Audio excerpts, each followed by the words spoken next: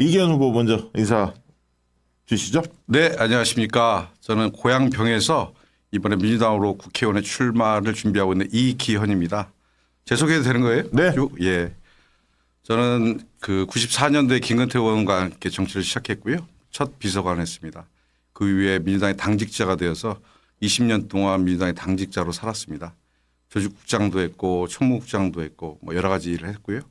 17년도에 문재인 대통령이 집권한 이후에 조국 수석과 함께 청와대에 들어가서 민정수석실에서 일했고요. 2년만 일하고 나오려고 했는데 5년 풀로 채우고 재작년에 이렇게 임기를 다 하고 나왔습니다. 지금은 일산에서 윤석열 정권을 심판하는 일에 일산 시민과 열심히 함께하고 있습니다. 인사드립니다. 이기현입니다. 네. 고양시 병이군요. 네, 그렇습니다. 거기 현역 의원이 홍정민 의원. 네, 그렇습니다. 맞죠? 네. 언제 경선하죠? 다음 주 월화입니다. 다음 주 월화. 여기 경선 일정이 잡혔고요. 네, 잡혔어요. 알겠습니다. 일주일 열심히 뛰셔야겠네요. 하던 대로 해야죠. 네. 자, 이기현 후보 본인을 소개할 사진 저희가 2개 가져오라고 그랬는데 한번 띄워주실까요? 보시죠. 예. 오늘 아침 사진입니다. 오.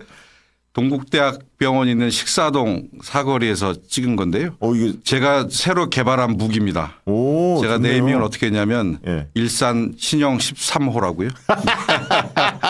야, 저거 눈에 잘 띄겠다. 신인이어서 예. 이름을 알리기가 쉽지 않고 또 예. 신도시여서 도로가 워낙 넓고 해서 예. 특히 야간에 또 새벽에 저를 알리는데 저게 달덩어리처럼 생겼지만 예. LED 등인데 예. 제가 저걸 요새 아침 저녁으로 메고 지하철을 밖에서 또 대로변에서 저렇게 인사를 아침 6시부터 하고 있습니다. 아니 저렇게 하는 분들이 많이 있어요? 지금 저게 제가 왜 일산 13형이라고 했냐면 예. 전국에 딱 3개밖에 없고요. 아 그래요? 예. 여준성이라고 하는 원주에 출마한 제 예. 후배가 예. 저걸 처음 개발해서 만들었는데 오. 제가 저것을 춘천의 허영 그다음에 제가 3번째 가지게 됐고 오. 일산에 일자를 먼저 붙여서 일산 13형 새 신형 무기. 저 이따 저 어떻게 하는지 배워서 말하십시오. 카피하겠습니다. 카피하시죠. 네. 아이고 그렇구나. 2번째 사진은 뭡니까? 네, 이재명 대표하고 찍은 사진입니다. 제가 김근태 의원을 오랫동안 모셨는데도 불구하고 돌아가신 이후에 찾아보니까 같이 찍은 사진이 없더라고요. 그래서 그게 항상 제 마음에 걸렸었는데 제가 이재명 대표를 알고 지낸 건 제가 92년도 학생운동 끝내고 출소한 이후에 93년서부터 뵀는데 사진 하나 찍은 게 없더라고요. 네. 그래서 제가 이번에 출마도 결심한 이후에 최근에 좀 찾아뵙고 사진 한 장 찍어주십시오 해서 사진 하나 찍었습니다. 가까운 분들 특히 이제 존경하는 분들하고 사진 하나 남겨놓지 않는 것이 마음에 걸려서 이번엔 작심하고 하나 찍었습니다. 맞아요. 실제로 정치 쉽지 자기가 않아요. 본인이 뛰어들겠다 옛날부터 마음 먹으면 사진 많이 찍는데 그렇죠. 네. 그런 생각 없이 살다 보면 네, 그렇습니다. 남긴 사진이 별로 없죠 사실. 저도 마찬가지인데. 그러시죠? 네, 없어요. 노사모 때 막 이렇게 많이 찍었을 것 같은데 저는 뭐 별로 찍은 게 몇 개 없더라고. 자, 네. 오늘 그 얘기 한번 물어볼게요. 지금 이제 컷오프. 네. 사실 민주당이 컷오프를 옛날에 2008년 선거 때 총선 때는 박재승 공천관리위원장이 컷오프를 했죠. 하위 30%. 근데 그 뒤에는 이제 감산 규정으로 하위 20% 최근에는 감산을 해서 하위 10% 30% 그리고 하위 20%는 20% 본인 득표율 감산 적용을 하는데 어제 이제 김영주 국회 부의장이 탈당을 시사하기도 했고 오늘 이제 공개적으로 박용진 의원이 본인이 10%에 하위 10% 들었다 이러면서 재심 선고한다고 이야기하면서도 이게 공정한 잣대로 된 게 아니다라고 부당함을 기자회견을 통해서 밝혔는데 네. 개인적으로 어떻게 보세요? 하위 그 20%에 들어가는 분들의 반발 그리고 지금 공천 과정 어떻게 평가하고 계십니까? 다선 중진 의원들이 주로 이제 하위에 들어갈 확률이 높습니다. 특히 초선들 같은 경우는 상임위 활동을 굉장히 열심히 하시는 편이기 때문에 정량 평가에서 낮게 나오기 어렵죠. 그래서 보통 다선 중진들께서 평가를 해보면 정량 평가에서 굉장히 낮은 점수를 받는 경우가 많죠. 그런데 다선 중진들께서는 이미 당으로부터 여러 번 공천을 받고 당원들과 오랫동안 당원들의 도움 속에서 정치인으로 성장하셨는데 그분들이 이번에 하위에 들어갔다고 해서 저는 탈당하는 모습 정말 옳지 않다고 생각합니다. 다선들이 갖고 있는 경쟁력이 있습니다. 여러 번 지역에서 했기 그렇죠. 때문에. 네. 그렇다고 하면 본인 득표의 20% 감점, 본인 득표의 30% 포인트 감점이기 때문에 저는 30% 감점된다고 해도 양자 대결이면 65% 본인이 받으면 이길 수 있습니다. 그렇죠. 예. 그래서 본인 득표율에 30% 감점이기 때문에 네, 네. 그런 각오로 경선에 임하시면 저는 시인들하고도 뭐 정정당당한 대결을 할 수 있는데 본인이 오랫동안 10여 년 이상 몸담았던 정당에서 이런 모습으로 나가신다는 건 본인의 정치적 마무리에도 좋지 않은 모습일 뿐 아니라 당에도 굉장히 큰 타격입니다. 그렇죠. 그런 일을 해서는 안 된다. 저는 이렇게 단언합니다. 아니 그 또 이기현 우리 예비 후보는 과거에 당직자로서 활동을 오래 했기 때문에 네. 저는 우리가 이제 아까 일부 때 그 국회의원들 현역들 그 평가 지표가 어떻게 돼 있는지 시행세칙이 어떻게 돼 있는지 자세히 소개를 했었어요. 그걸 보면 이제 아마 자세히 알 텐데 우리가 해봤지만은 저도 이제 당직 생활 짧게 해봤습니다만 이런 저희 평가는 국회의원들의 다 동의하에 만들어졌고 오랜 맞습니다. 역사를 가지고 있고 수많은 어떤 경험 속에서 의원들이 다 동의하기 그렇죠. 때문에 만들어진 네. 자료고 보시면 거의 정량 평가가 많고요. 정성 평가 부분적 도입되죠. 이거는 극비리에 딱 밀봉해서 공관위원장만 보는 거예요, 사실. 잘 알고 있지 않습니까? 제가 16년 총선 때 선출직 평가위원회 총괄팀장을 했어요. 여기 잘하네. 그럼 얘기해 보세요. 전문가시네. 그 정량 평가 그 당시만 해도 4개 대분류 항목에 지금도 그렇습니다. 세부적인 평가 항목은 60개가 넘었어요. 예. 굉장히 디테일하게 점수를 넣었고요. 공정하게 만들고 대단히 노력했습니다. 심지어는 호남 쪽 국회의원들께서 정당 지지도하고 자기들의 지지도의 차이가 불리하다. 수도권하고 단순 비교하면 안 된다라고 해서 그걸 저희가 굉장히 많은 돈을 들여서 호남 전 지역 조사를 해서 편차 조정까지 다 했던 그런 그렇죠. 기억도 있습니다. 나름 당에서는 합리적이고 공정하게 평가를 해왔고요. 특히 아까 말씀하셨던 대로 정량 평가 부분이 굉장히 많습니다. 정성 평가에서 누가 미워서 누가 뭐 누구의 무엇이어서 이렇게 함부로 평가하고 이렇게 잘라내지 않습니다. 그 얘기예요. 예. 그러니까 그렇죠. 이재명 대표 시절에 갑자기 만들어진 게 아니라고. 이거 오랜 역사가 있고 네. 20대, 21대 계속 해왔거든요. 쭉 네. 아까 그 설명을 좀 드렸던 거고 지금 이게 이제 다면 평가 같은 것도 있잖아요. 예, 다면 평가 있습니다. 의원들끼리 네. 평가도 있고요. 네. 다양하게 지표가 있거든요. 저도 활동에서 그 여론조사에서 안 좋았지만 입법 활동이나 기여 활동이나 다른 평가에서 의정활동 평가에서 만약에 좋게 나왔잖아요.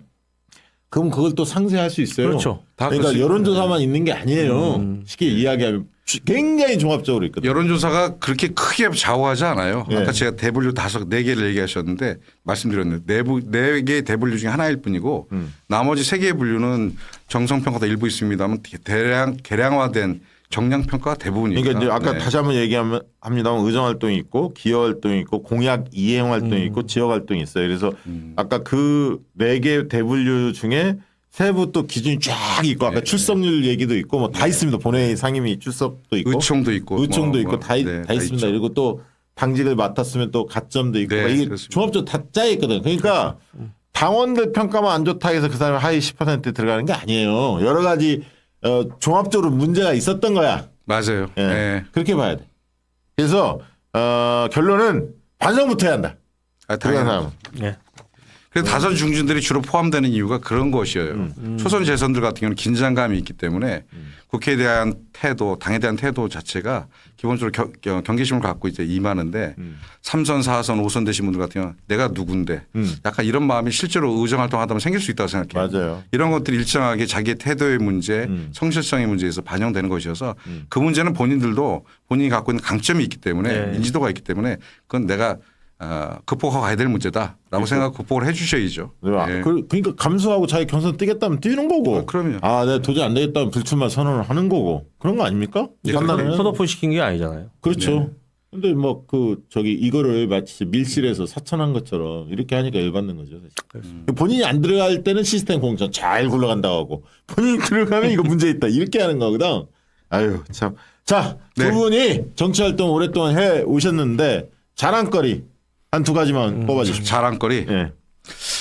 제가 총무국장을 할 때 그 16년도, 15년도 얘기입니다. 이제 16년도 얘기네요. 정확하게 말씀드리면 16년 초에 당사가 필요했습니다.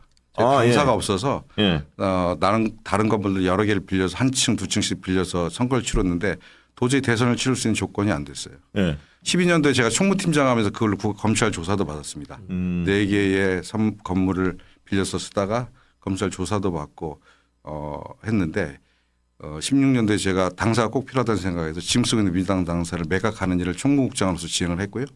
매각이 완료가 돼서 민주당이 처음으로 제대로 된 당사를 갖게 된 그러한 일을 제가 했던 지금의 당사를 그러니까 그렇습니다. 구입했다는 거군요. 네, 네.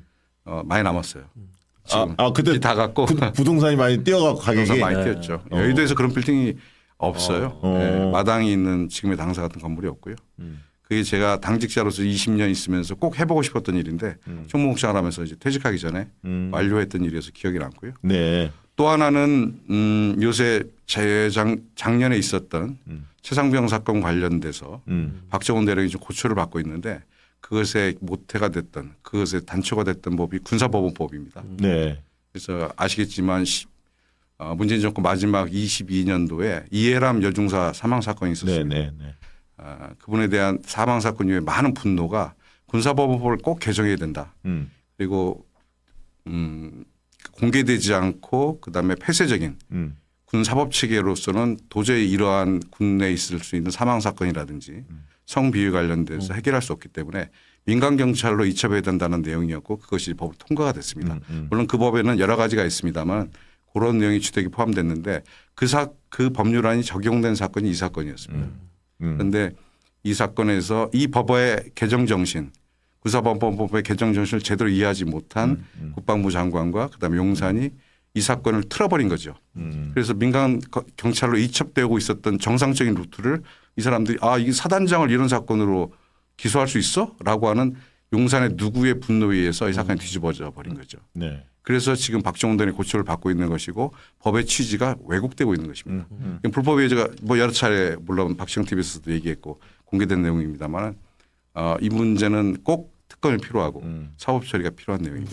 아니 이 법을 개정하는 데 제가 역할을 했다는 네. 말씀 좀 드립니다. 이기현 국장을 알고 지낸 지 꽤 됐는데 얼핏 보니까 노무현 대통령 상당히 또 약간 닮은 면 그런 얘기 좀 들어요? 많이 들었어요. 지역에서 다니니까? 많이 들었어요. 그러니까 새삼 느꼈네. 잠깐 보는데 노 대통령하고 외모가 흡사해. 우리 박시영 선생하고 저하고는 오래됐는데 네. 그때 노무현 대통령 모실 때 같이 일했는데 그때는 이런 얘기 안 하더니 이제 그러니까 와서 지금 보니까 약간 닮았는데. 야, 그 장점입니다. 그런가요? 하여튼 뭐 영광스럽게 생각하겠습니다. 네. 지금 캠페인의 주안점은 뭘로 두고 있습니까? 지역에서 활동하시면서?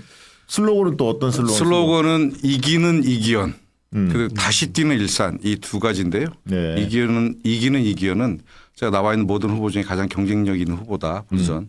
특히 저희 지역에는 중앙일보 편집국장 출신의 김종혁 지금 국민의힘 조직부총장이 후보로 확정돼 있습니다. 그분이 나오는구나. 만만치 않죠. 예. 거기 저하고도 방송에서 한번 붙은 적이 있었는데 네, 패널로. 그렇죠. 네.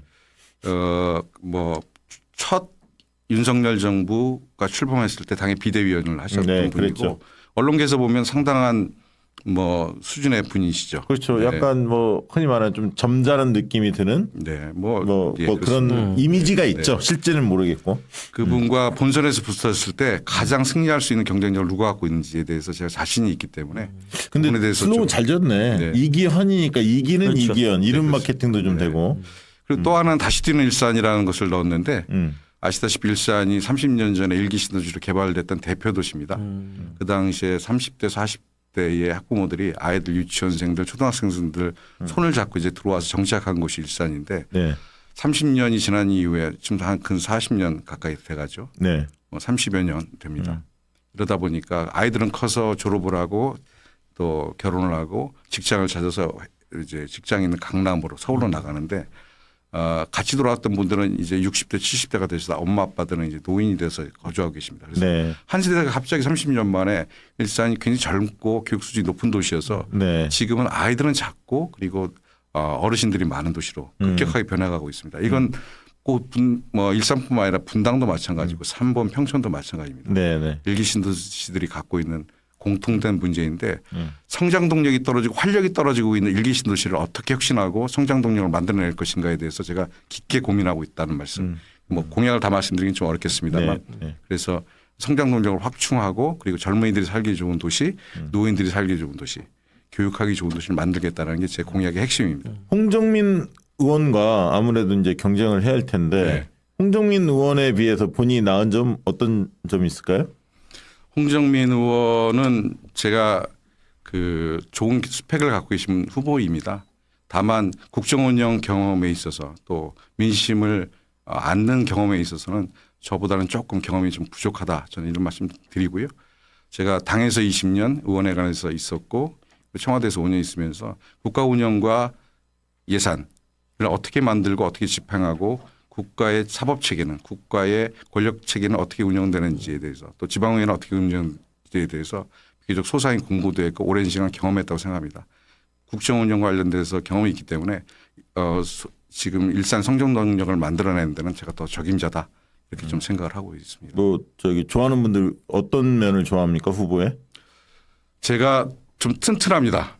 예, 체력은 뭐 박시영 선생님께서 아시겠지만 제가 일산에서 여의도로 자전거로 출퇴근하던 그런 체력이 있어서요.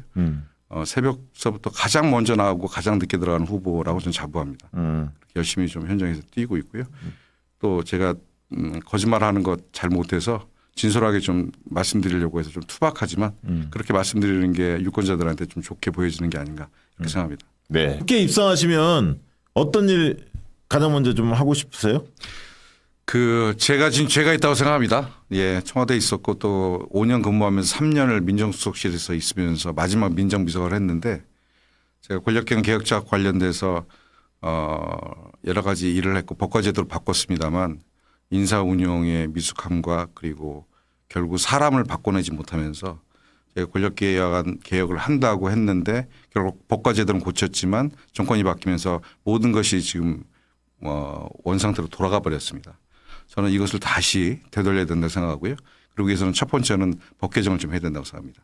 검찰청법, 국정원법 등에서 시행령을 통해서 모법을 바꿔버리는 모법의 정신을 위반하는 이러한 법률은 아예 다시 재개정해서 시행령으로 어떤 정보가 들어와도 손댈 수 없도록 그 법의 정신을 정확하게 받고 그리고 경과 규정도 정확하게 받고 그리고 해서는 안 될 일에 대해서 분명히 적시해서 법률을 다시 재개정해야 된다. 이게 제가 국회 들어가서 첫 번째 해야 될 일이라고 생각을 하고요. 네. 네, 또 지역 관련돼서는 아까도 말씀드렸던 일산의 성장 동력을 만들어내는 것 그리고 제가 몇 가지 아이디어를 가지고 교통 문제 해결에 대해서 일산이 참 어려운 동네입니다. 살기는 쾌적하고 살기 좋지만 좋죠. 아주 좋습니다. 좋죠. 네. 호수공원도 있고 네. 킨텍스도 있고 넓은 땅과 그리고 쾌적한 녹지 공간을 가지고 있음에도 불구하고 대부분 기업들이 없다 보니까 서울로 출퇴근하고 그렇죠. 그러다 보니까 대중교통에 굉장히 어려움이 있어요. 네. 물론 이제 3호선도 있고 경의중앙선도 있고 그다음에 GTX역이 곧 GTX가 10월에 개통되긴 합니다만 이거 가지고는 좀 부족함이 있습니다. 알겠습니다. 이 문제를 해결하는 일을 해보도록 하겠습니다. 그 지역이 아까 삼인경선 지역인데 결선 투표가 있습니까? 네, 있습니다. 아, 그러면 기대할 만 하겠네요. 시민들 입장에서는. 기대해 주십시오. 제가 이길 겁니다. 그래. 또 이기면 또 한번 모시도록. 네, 그러시죠. 과거 의리상. 의리상. 네. 한 번 더 출연시켜 주시는 거죠. 네. 이기면. 믿겠습니다. 네. 저는 이제 공개적으로 계속 얘기하는 거예요. 임기 초반에 당내 혁신을 못하면 있잖아요. 본인들도 다 기득권이 되기 때문에 임기 2년, 3년 가면 갈수록 정당 혁신 물 건너갑니다. 그러니까 네. 초선들이 입성하면 다 공개적으로 선언해서 바로 혁신이 띄웁시다. 전당대회 있지만 그렇게 해서 올해 안에 민주당 뭐 김웅긴 혁신이 뭐 장경태 혁신에서 나왔던 주요 골자들 있잖아요. 그 반영할 거는 빨리 신속하게 해야 맞습니다. 이게 되는 것이지 이게 뭐 한 2년 있다가 또 뭐 그때 한다? 택도 없는 소리예요. 안 돼요. 그래서 시민들 그것 좀 선언해 줬으면 좋겠어. 이번에 되시는 분들. 대선을 준비해야 됩니다. 맞습니다. 네. 이번 총선이 끝나고 나면 그로부터 3년 남은 대선을 준비해야 되는데 혁신의 과정을 거치지 않고 대선을 준비할 수 없습니다. 맞습니다. 저는 총선이 끝나고 신인들이 많이 국회에 들어가면 민주당을 혁신하고 민주당이 대선을 치공해서 다시 그 대선이 언제일지 모르지만 대선을 저희들이 준비할 수 있는 체질 개선을 빨리 해야 되는데 그 과정을 저희 초선들이 주도해야 된다 이렇게 생각합니다. 혁신 과제, 민주당 혁신 과제 하나만 얘기해서요. 빠른 기동성 있는 당을 만들어야 된다고 생각합니다. 180석 가까이 지금 160 몇 석이 됐습니다만 당이 무거워졌습니다. 예전에 저희가 몽골 기병처럼 달렸던 그런 민주당의 전투력 그리고 기동성이 상당히 떨어졌다는 생각이 듭니다. 이제는 저희들이 그러한 당을 다시 되찾고 그리고 야당으로서의 전투력을 회복해야 된다. 저는 이렇게 생각하고 그 일을 해내겠습니다. 좋네.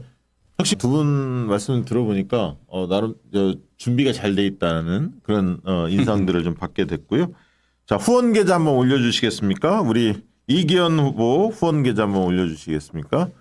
자, 농협 351-1302-5942-33 고양병 홍정민 의원 지역에 도전장을 낸 이기현 예비 후보이고요. 이기현 괜찮다 이렇게 생각하신 분들 네. 후원금 좀 보내주시면 좋을 것 같습니다. 아마 돈이 별로 없을 겁니다. 이 친구도. 네, 제가 청와대 나올 때 퇴직 비서관들 중에 재산 신고가 밑에서 많이 가까웠죠. 지역 유권자들 아니면 당원들에게 호소의 말씀 한마디씩 하시죠. 이기현 후보부터 하실까요? 예, 그 민주당 선택해 주십시오. 그리고 꼭 민주당이 윤석열 정권의 이 폭정 독주를 막는 일을 할 수 있도록 기회를 주셨으면 좋겠습니다. 저도 그 미랄이 돼서 그 일을 해내겠습니다. 국민의 삶이 너무 고통스럽습니다. 경제는 너무 바닥이 어딘지 모르고 떨어져 가고 있고요. 서민들의 삶이 너무 고통스러운 것을 아침 저녁으로 만나는 분들을 통해서 느끼고 있습니다. 이 과정을 극복할 수 있는 힘을 저에게 주시면 국민들 배반하지 않고 정말 똑바로 일해 보겠습니다. 기회를 주십시오. 정말 잘해 보겠습니다. 감사합니다. 네, 이것으로 마치겠습니다. 고맙습니다. 고맙습니다. 감사합니다.